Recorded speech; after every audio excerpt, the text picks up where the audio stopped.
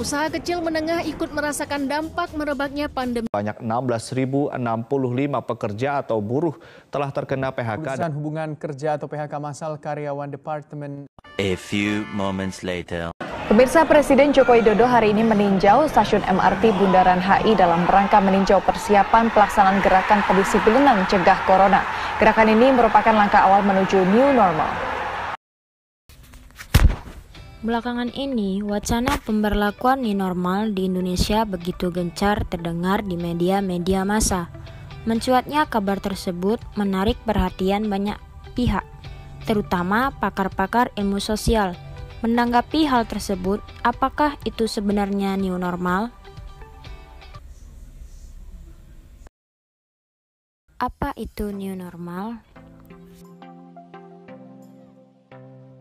New normal adalah perubahan perilaku untuk tetap menjalankan aktivitas normal, namun ditambah menerapkan protokol kesehatan guna mencegah terjadinya penularan COVID-19. Mengapa kita perlu menerapkan new normal tersebut? Saat ini, tingkat infeksi dan kematian akibat COVID-19 masih belum signifikan penurunannya. Di sisi lain, keadaan ekonomi juga kian melemah. New normal dilakukan sebagai upaya untuk memperbaiki kedua aspek tersebut secara beriringan.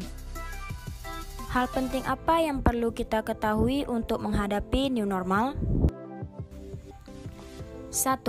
Saat harus keluar rumah dan kembali lagi ke rumah, semprotkan disinfektan pada alas kaki maupun peralatan yang kamu gunakan. Cuci tangan dengan air dan sabun. Lepaskan pakaian yang dikenakan dan segera masukkan ke dalam tempat cucian yang tertutup. Mandi dan berganti pakaian bersih sebelum bersantai atau berkumpul dengan keluarga. 2. Sewaktu menggunakan transportasi umum. Untuk memudahkanmu dalam menjaga kebersihan tangan, bawalah selalu hand sanitizer. Jangan menyentuh wajah dengan tangan yang belum dibersihkan.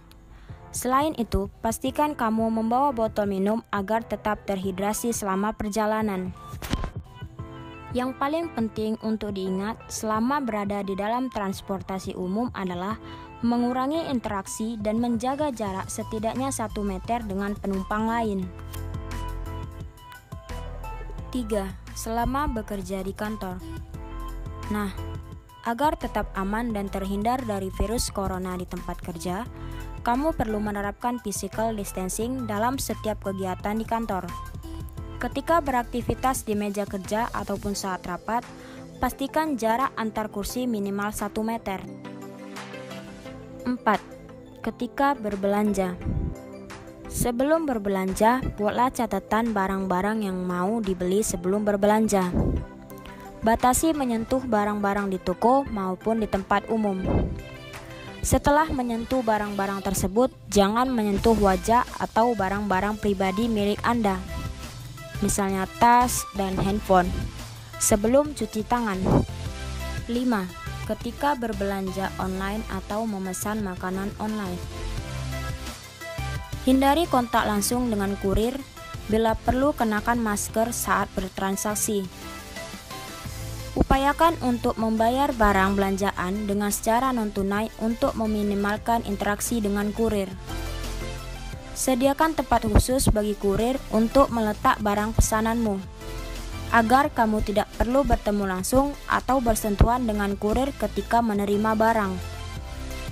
Setelah membuka kemasan paket barang atau makanan, langsung cuci tangan dengan sabun dan air mengalir. Lalu, bagaimana peran kita sebagai masyarakat menyikapi hal tersebut? Patuhi peraturan protokol kesehatan yang telah ditetapkan oleh pemerintah. Lakukan isolasi mandiri jika kita sudah terpapar atau berinteraksi dengan ODP dan PDP. Stop menyebarkan energi negatif yang berpotensi menimbulkan kecemasan publik.